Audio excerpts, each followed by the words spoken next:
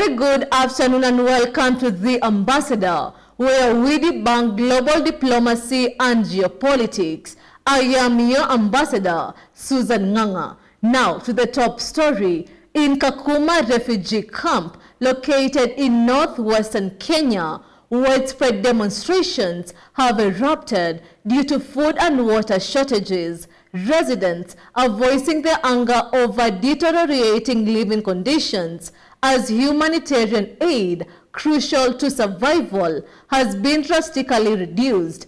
Irene Njuguna has more.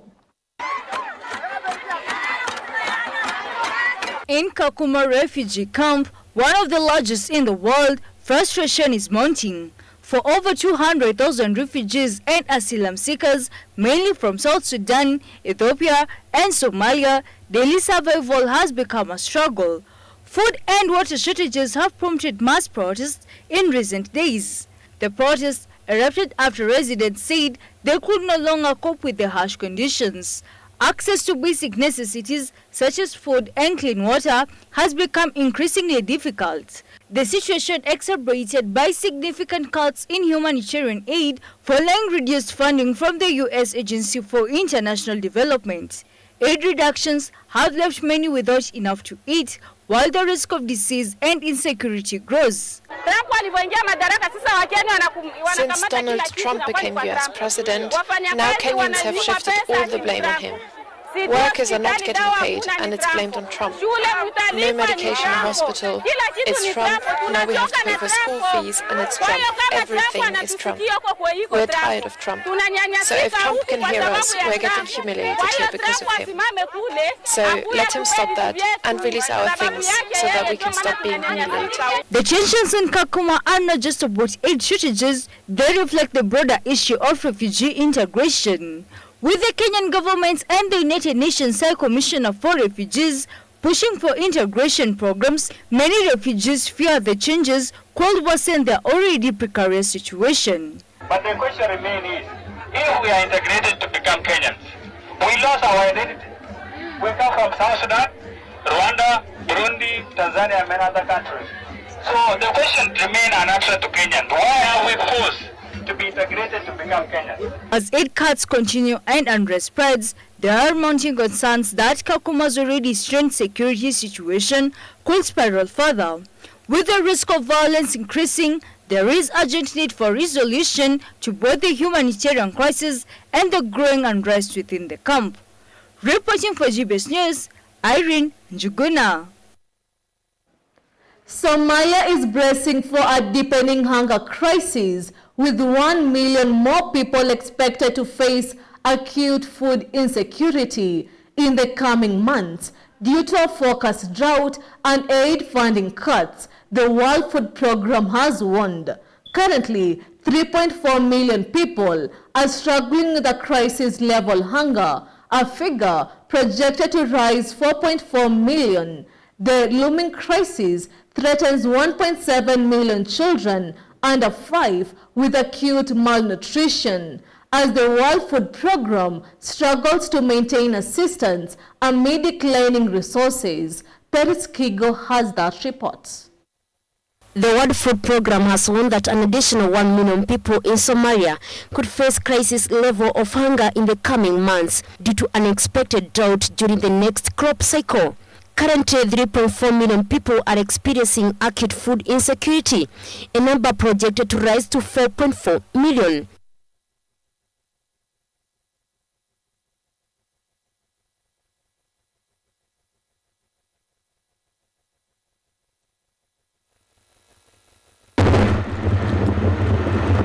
The situation is worsened by funding cuts, which have already forced WFP to reduce aid, helping only 820,000 people compared to 2.2 million in 2022.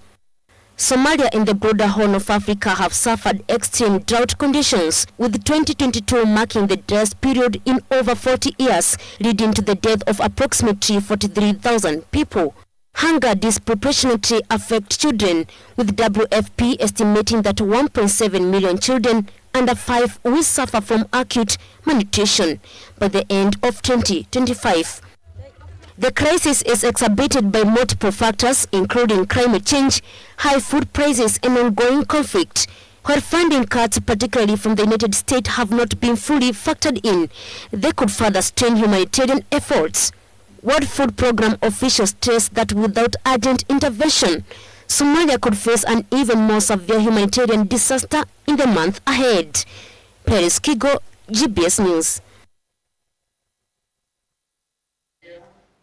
A deadly militant attack in northwestern Pakistan killed at least 12 people and injured 30 others after 2 suicide bombers blew themselves up at a military base in Banu province. The blast breached the compound's wall, allowing 5 to 6 more attackers to storm the area before being killed by security forces.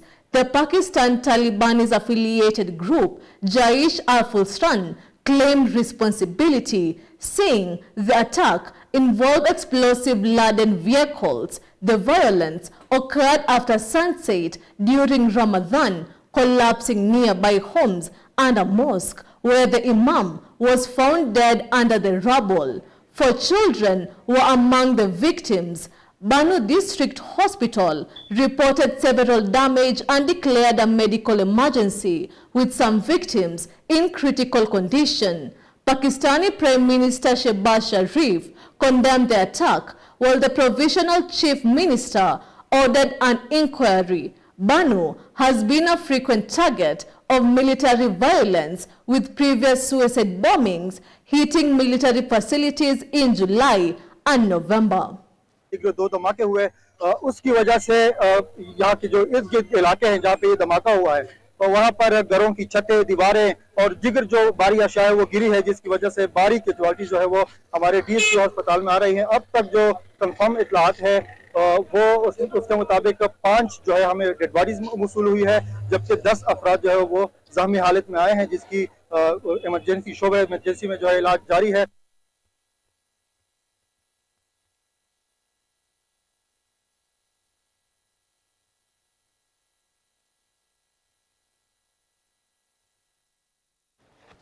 The nation capital city will remove the large painting of words "Black Lives Matter" on a street 1 block from the White House as Washington Mayor Muriel Bowser struggles to fend off threats of encroachment from both President Donald Trump and the Republican-controlled Congress. Bowser pointed to the change on the social media platform X on writing, "The mural inspired millions of people and helped our city through a painful period, but now we can't afford to be distracted by meaningless congregation interference. The devastating impacts of the federal job cuts must be our #1 concern," end of quotes. The move shows Bowser's striking shift in tone towards Trump and the Congregational Republicans since the president's first term in office.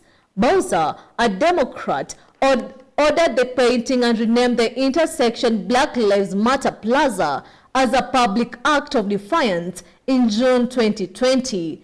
It came day after days of chaotic protest at that location over police brutality following the killing of George Floyd by Minneapolis police officer. Her approach to the protest brought her into direct conflict with Trump. The president at the time accused Bowser of losing control of her city and threatened to invoke his power to take over the Metropolitan Police Department. Council of Washington, D.C., and we want to call attention today to making grievances to your government, and you can demand change. This is tragic. You know, this really meant a lot to us as a community when we were really dealing with and struggling with the murder of George Floyd. And to see it just be erased really strikes at the heart of our community. I think it's very shameful because the attack on diversity, equity, and inclusion, and the attack on protests such as Black Lives Matter. I think it's an attempt to erase us and our struggle and our history, and it's wrong, and I'm just sorry that the mayor felt that she had to give in to that extortion. And that's all for now on our current segment. We'll be back after this break. Stay tuned. Hello, kids. Did you know a year has 31,557,600 seconds? Why do you think so? Exactly. There are 60 seconds in a minute, 60 minutes in an hour, 2 to 4 hours in a day, and 365 days in a year. We count the extra 0.25 because of leap years. When you multiply all these numbers together, you get a huge number of seconds. That's why a year feels long, but time still flies when you are having fun.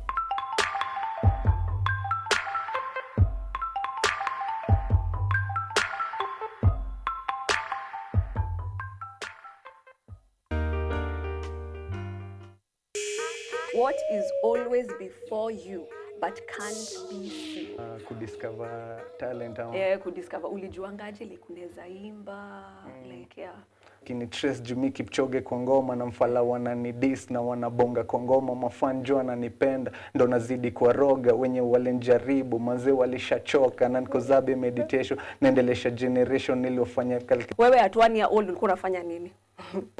You're feeling the vibe. Ulitoa a few days ago, unaweza taka utuambie like ulikuwa unafikiria nini when you came up with the lyrics? Yeah. So I'm doing my thing. Don't try and stop me when I'm doing my thing. I'm tryna boss, let me do my thing. And if you're tryna win, you can be on my team. Yeah, so I'm doing my thing. Don't try and stop me when I'm doing my thing.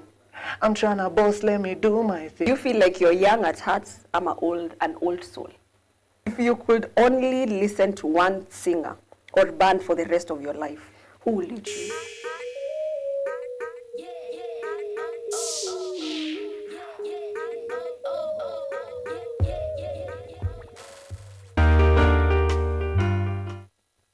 And the question of the day is, can you survive without internet? Ndio, plus kwa chini ile story tu zote zikupite ni ngori. Niwaambie ukweli. Like hii ni kama kuambia mtu mwenye alikuwa amezoea kushindana nguo, mwambie kwa nguo ushinde uchi.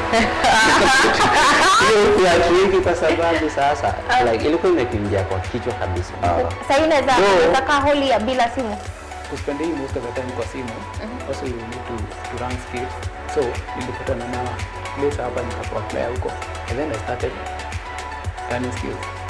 Digital skills. Yes, hadi siku mbili haiwezi. Kwa wiki naachilia hata kama ni siku mbili ama sometimes na extend to wiki nzima. Napata shiki simu yangu.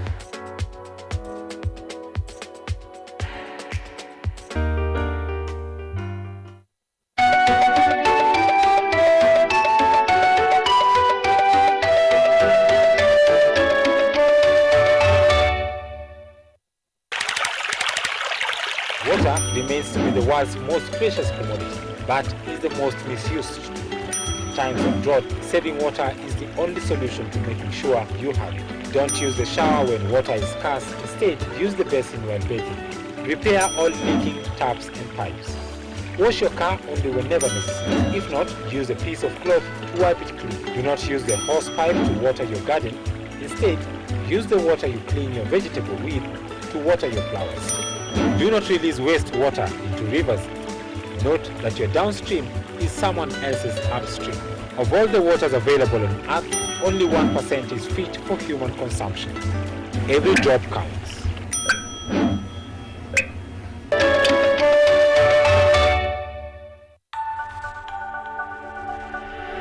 Everywhere, GPS.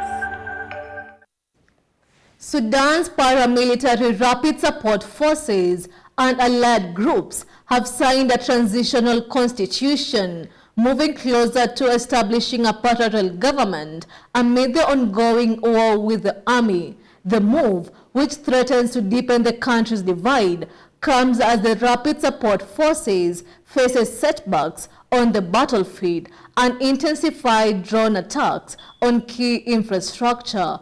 Peres Kigo has more. Sudan's Rapid Support Forces and allied groups signed a transitional constitution on Tuesday that take them a step closer to setting up parallel government during a 2-year-old war with the army that threatened to split the country. The paramilitary Rapid Support Forces has recently been on the back foot in the conflict, which has caused mass displacement, extreme hunger, bouts of ethnically charged killings, and sexual violence. As fighting rages, the Rapid Support Forces on Tuesday launched its latest long-range drone attack on power infrastructure, targeting Sudan's largest power generation station on the Merowe Dam, according to an army statement, and knocking out power in swathes of northern Sudan. The Rapid Support Forces and its allies had in late February agreed in principle to form a government for a new Sudan, as they sought to pull legitimacy from the existing army-led government and facilitate advanced arms imports. The new constitution formally establishes a government and maps out what it describes as federal, secular state split into 8 regions. It provides a bill for a basic rights, giving region the right to self-determination, should certain conditions, chief among them separation of the region and the state, not be met. The Rapid Support Forces and its allies have said the government will be formed in the coming weeks, but it is unclear who will be in it or where it will operate from. The Rapid Support Forces moved to establish a parallel government through a transitional constitution, deepen Sudan's political and military crisis, further threatening the country's unity. With ongoing battles, humanitarian devastation, and competing claims to legitimacy, the risk of prolonged conflict and fragmentation remains high. The path forward hinges on whether diplomatic efforts can bridge the divide, or Sudan will continue its descent into deeper instability and division. Peres Kigo, GBS News.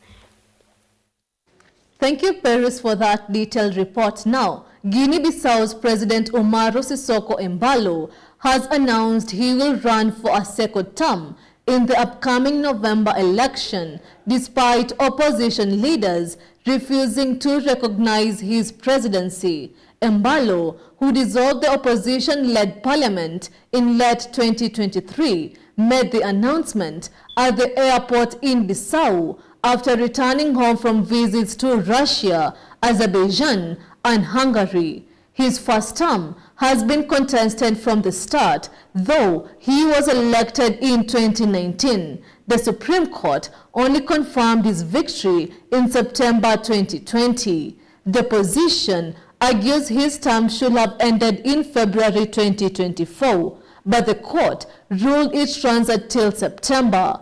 Tensions are rising, with the opposition threatening mass protest. A delegation from ECOWAS sent to mediate the crisis left the country after claiming Embalo's government threatened to expel them. Embalo, who says he has survived 2 coup attempts in recent years, has turned to Russia for economic and security ties, following a broader trend of African nations shifting away from a tradition on Western allies.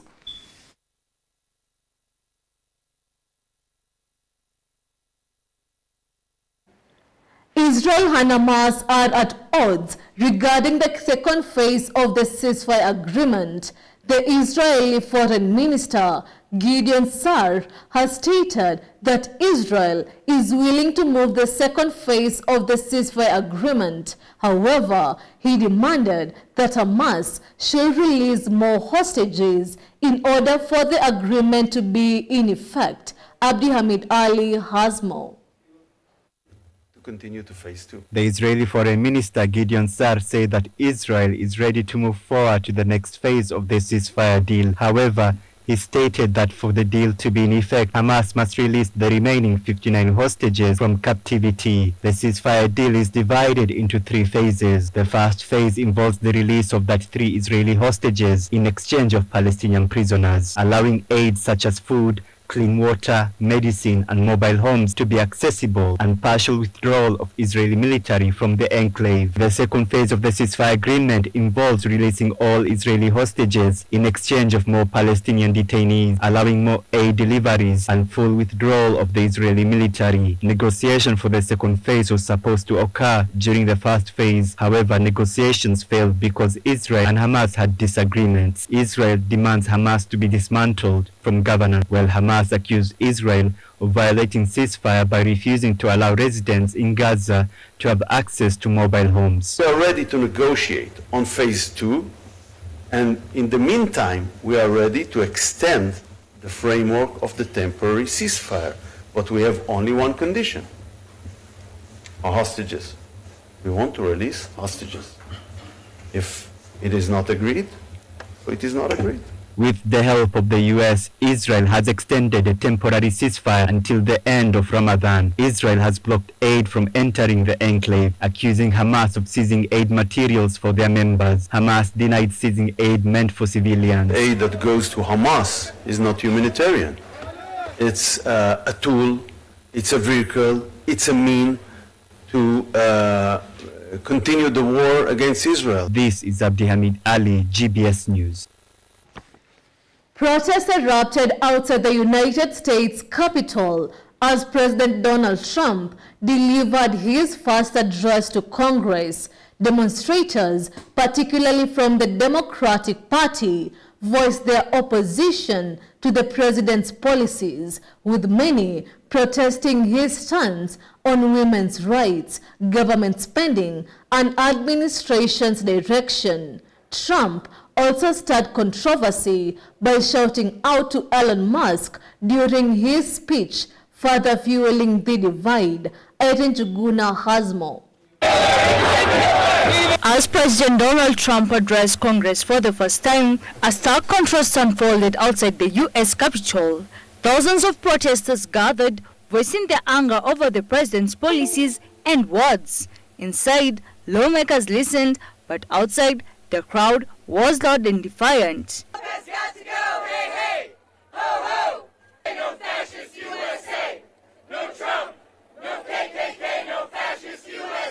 Democrats led the protest, with many women wearing pink to oppose Trump's policies, especially those impacting women's rights. Several Democratic lawmakers stayed seated during the president's entrance, showing their protest quietly but powerfully. Inside the chamber, tensions were high as many Democratic lawmakers held up signs with phrases like "false" and "that's a lie," reacting to some of the president's statements. The president's words were met with visible resistance from many in the audience. Headed up, and we know she's involved. Just at the last moment, the money was passed over by a woman named Stacey Abrams. Have you ever heard of her? During his speech, President Trump declared America is back, highlighting the economic recovery and his administration's achievements. However, many protesters outside felt that those words did not reflect reality. They criticized the direction of the country under Trump's leadership, calling it increasingly authoritarian. Protesters were not only opposing Trump's policies, they also condemned what they saw as the rise of racism in the United States. They expressed fears that under Trump's leadership, American democracy was at risk. To DC to be here today because I feel like we're really running out of time to send a strong message that fascism is here. I'm one of the people that has been kind of called an alarmist for like 10 years now. A key moment in the speech came when President Trump gave a shout out to billionaire Elon Musk, praising his work and contribution to the country. This comment added fuel to the fire for critics who saw it as a way for Trump to align himself with a powerful, controversial figure. I have created the brand new Department of Government Efficiency. DOGE. Perhaps you've heard of it. Perhaps. 'Cause. which is headed by Elon Musk, who is in the gallery tonight.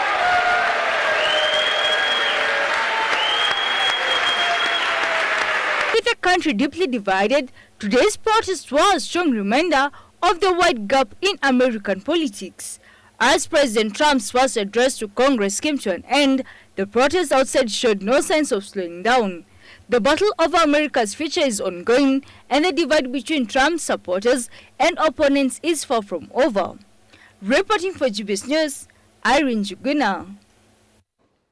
Tensions are rising between Canada and the United States as Prime Minister Justin Trudeau fearlessly responds to the United States President Donald Trump's new tariffs on Canadian goods. Trudeau criticized President Donald Trump's decision and vowed to fight back. In turn, President Trump has strengthened even more retaliatory measures, escalating the situation.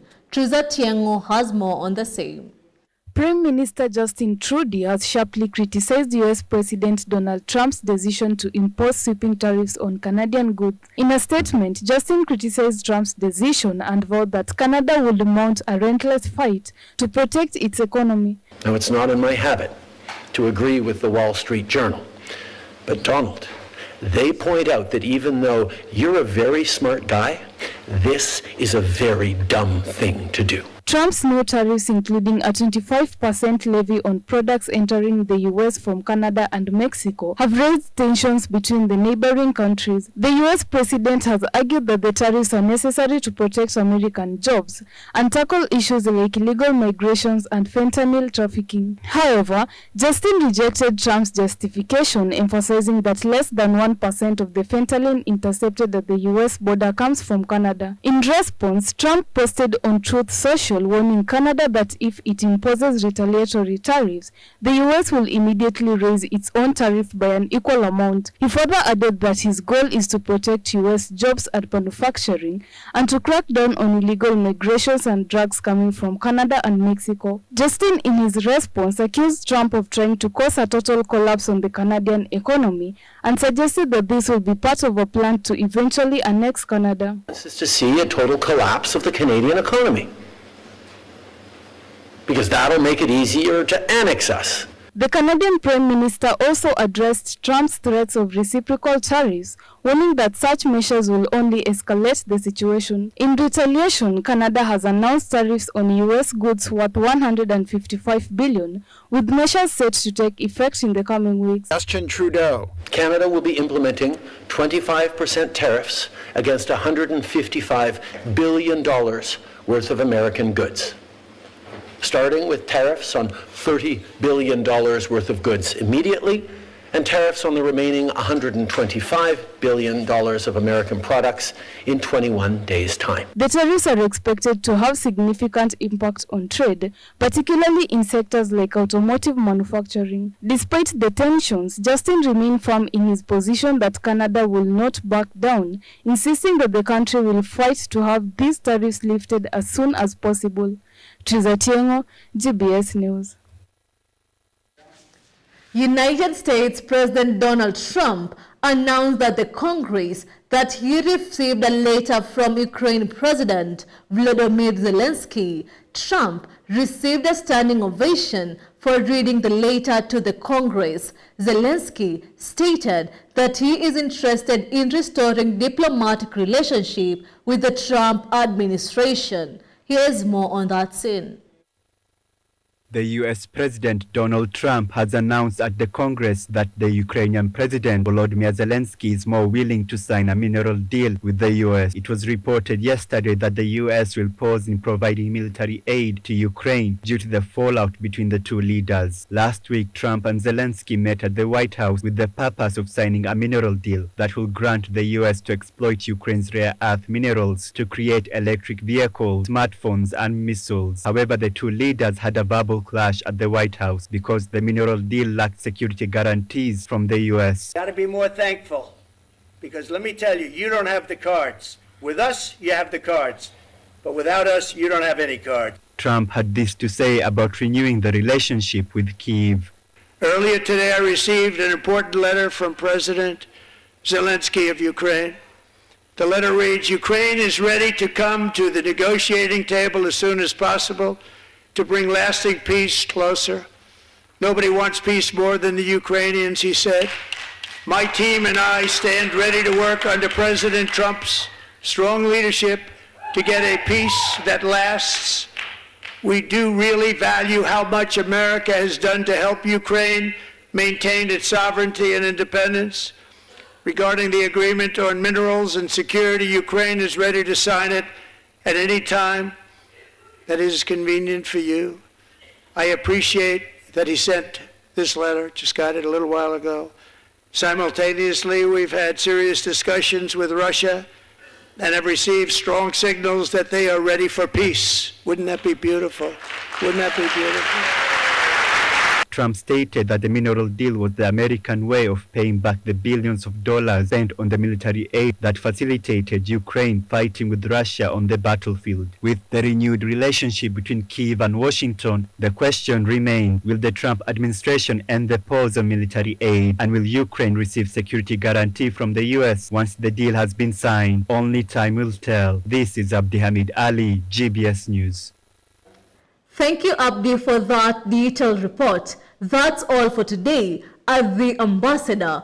Thank you for joining us as we cover the latest development. We'll continue to bring you updates on these stories and more as they unfold. Remember, this is The Ambassador, where we debunk global diplomacy and geopolitics. I have been your Ambassador Susan Nganga. Good afternoon.